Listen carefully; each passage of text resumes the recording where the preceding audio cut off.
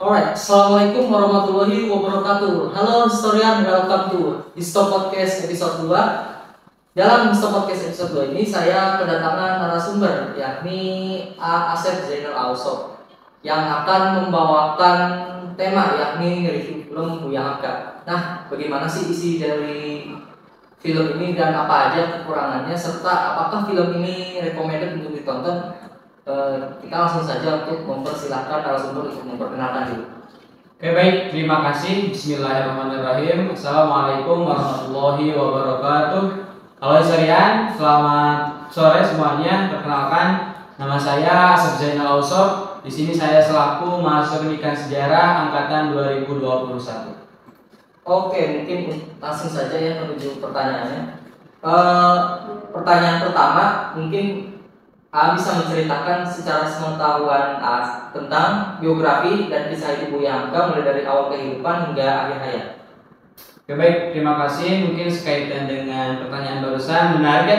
Pada kesempatan sore hari ini kita bisa mereview film Buya Hamka yang mana telah rilis kemarin pas waktu Lebaran, tahun Lebaran 2023 telah lalu, yang mana sempat saja saya juga menonton film tersebut.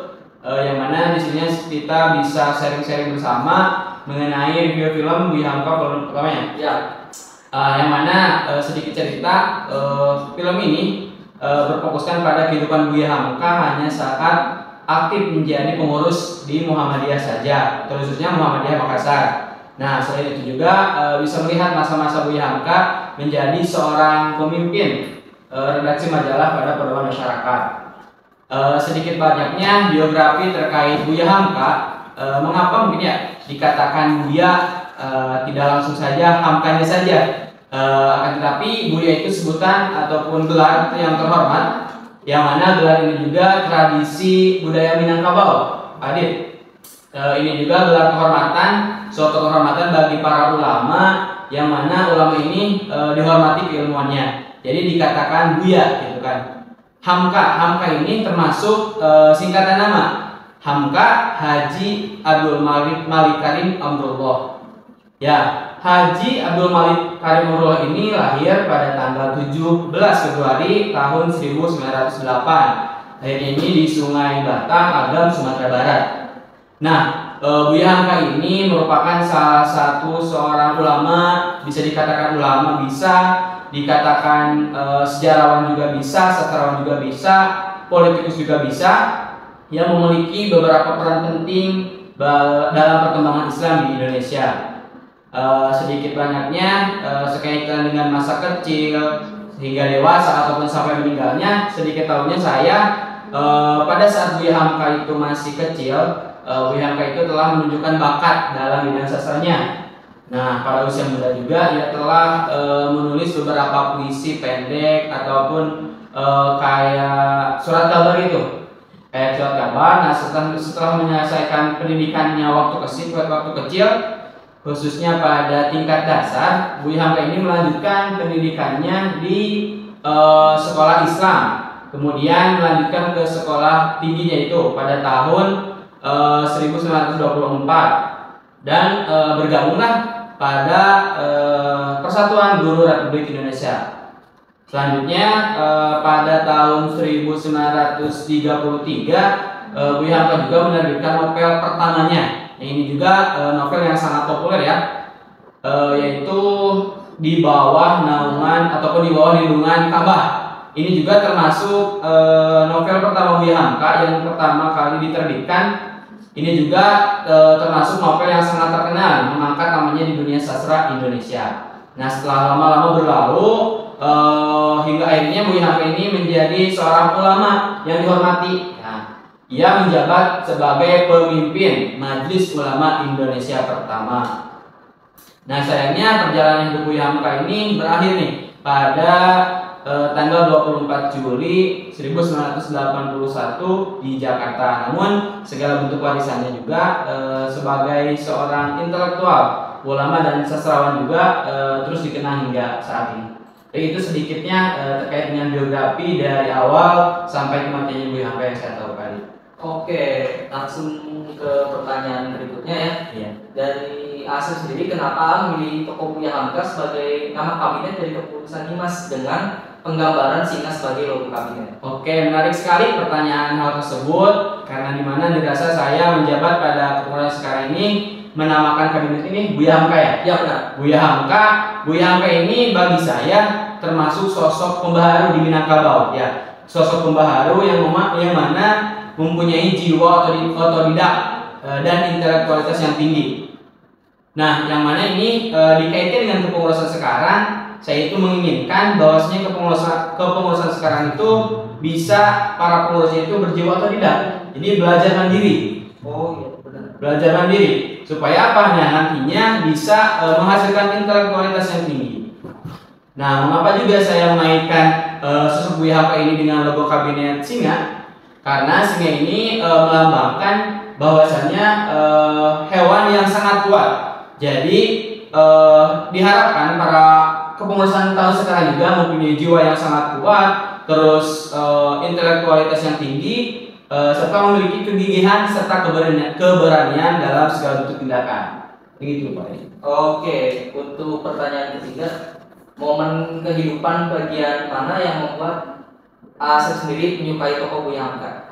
Oke, momen yang paling mana ya? Sebenarnya banyak sekali momen yang dirasa sangat bagus lah dirasa. Tetapi ada satu momen di mana sosok Buya Hamka ini terkenal ataupun dikenal oleh berbagai orang. Ada satu orang yang menjadi support systemnya, yaitu seorang istrinya.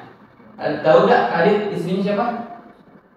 Lupa ingat. Oke, istrinya itu Siti Raham, yang mana istri Buya Hamka ini mempunyai pendengar yang baik lah istilahnya. Jadi support system di belakang Buya Hamka. Jadi itu salah satu momentum yang sangat berharga bagi saya. Karena apa?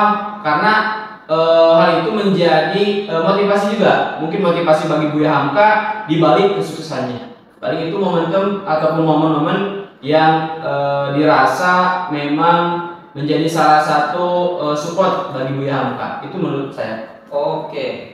Lalu untuk pertanyaan berikutnya, mungkin narasumber bisa merincikan jasa-jasa Buya Hamka bagi Nusantara itu apa aja?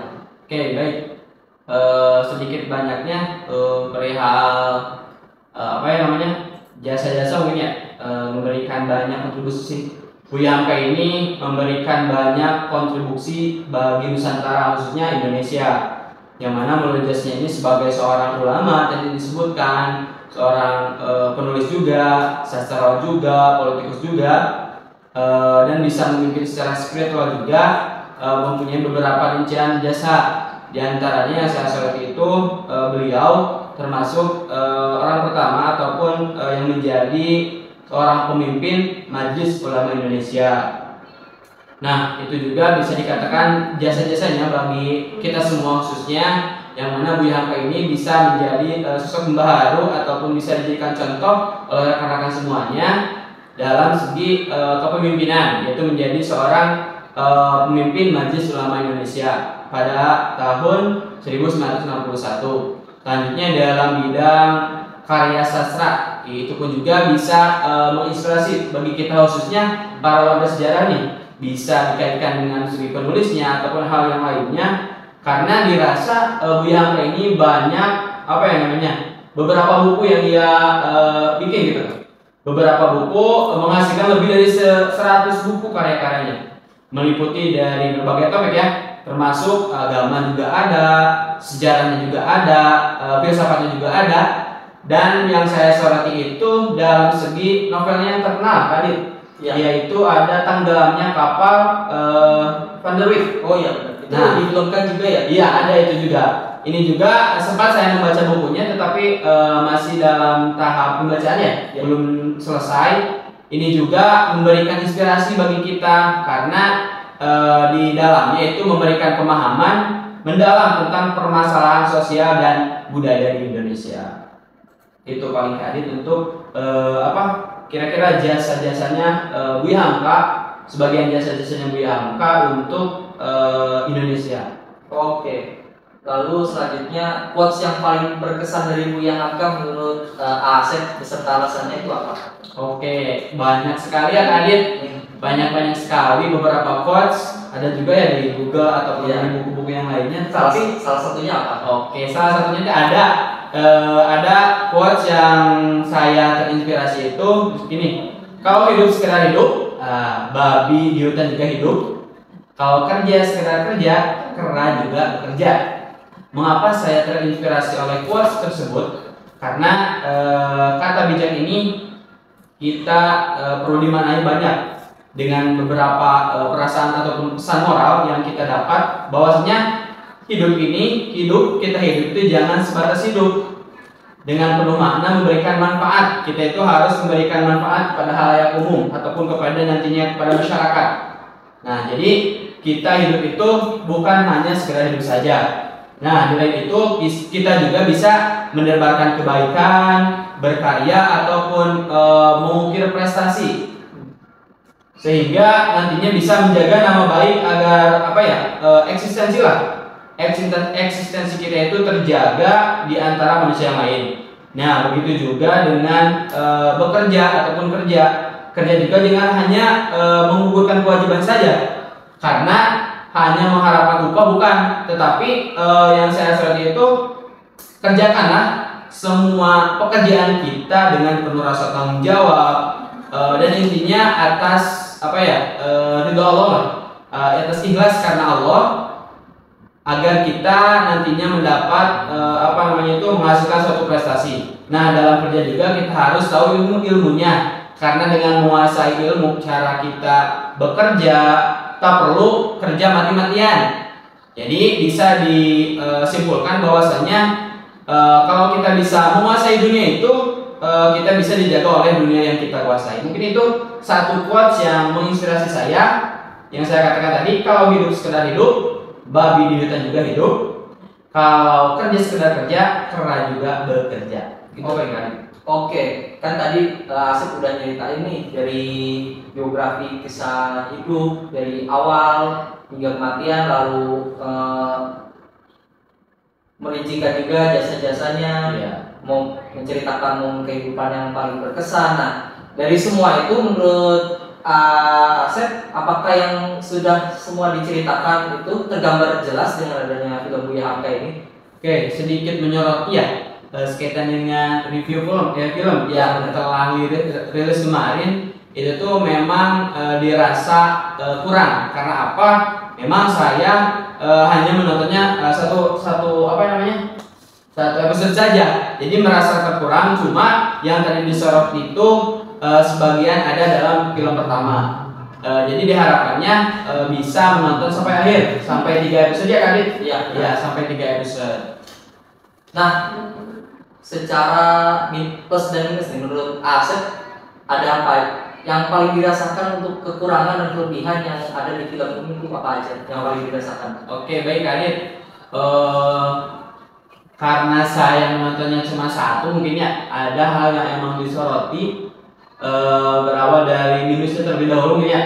Minus dari film yang telah saya tonton itu, volume pertama itu kurangnya kurang detail dari segi alurnya. Jadi kalau kita nontonnya pas awal dari alur ceritanya itu pas Buya Hamka kecil sampai Buya Hamka dewasa dan meninggalnya, itu dirasa saya terinspirasi oleh film tersebut. Itu termasuk salah satu kekurangan dari film yang saya tonton. Nah, adapun dari segi kelebihannya itu, yaitu saya suka terhadap tokoh ataupun peran Buya Hamka itu, yaitu chemistry dari kedua tokoh itu saling ternyatu, saling ada, yang mana menunjukkan sisi romantis sisi romantis dari istrinya Buya Hamka. Nah, itu juga menjadi ciri dari Buya Hamka yang selama ini terlihat dari buku-bukunya yang kental akan nuansa romantisnya. Itu jadi kedekatan sosok si suami istri itu yang menjadi inspirasi saya. Tadi plusnya udah disebutin. Udah, tadi kekurangan sudah dan kelebihannya sudah. Lagi itu tadi. Kalau menurut saya yang pengalaman saya nonton tuh Iya. mungkin di penggambaran angkanya nih dari sinematografi 8,5/10, acting 8/10, story 8,5/10. Oh ya, menurut Asbi ratingnya berapa nih untuk film Bianca ini? Dari 1 sampai 10 apa? 1 sampai 10. Oh, paling dirasa masih di nomor 8 sih. 8. Karena masih kekurangan yang disebutkan tadi. Iya, kekurangannya yang tadi sih. Karena juga kalau misalnya kita nontonnya 3 episodenya bisa mencapai 10 kalau saya katakan. Oh ya, terus ini juga ada review dari rekan saya juga nih, katanya yang pas di kematian anaknya itu kayak penggambarannya kurang gitu, jadi kita nggak dapat kesedihannya. Mungkin kekurangannya juga yang seperti itu bisa dimasukkan. Nah, tapi untuk film ini apakah recommended untuk ditonton? Sangat. Alasannya memang yang tadi dikatakan bahwasannya bisa menjadikan motivasi gitu bagi kita khususnya, karena dirasa memang kita khususnya selaku mahasiswa nih bisa menjadi sosok pembaharu lah, ataupun emang menjadikan kita itu berintelektual yang tinggi. Jadi bisa dikatakan film ini cocok untuk kalian yang ingin menonton juga, tapi dengan syarat atau dengan catatan kalian harus bisa menonton sampai akhir gitu kali. Jadi jangan 1 episode saja, tetapi harus sampai 3 episodenya. Oke. Harus semuanya lah. Mungkin segitu dulu saja ya untuk review film Buya Hamka volume 1 ini ya.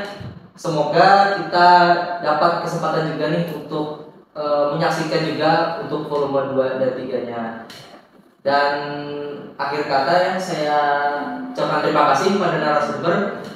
Dan episode 2 ini saya tutup. Assalamualaikum warahmatullahi wabarakatuh. Waalaikumsalam warahmatullahi wabarakatuh.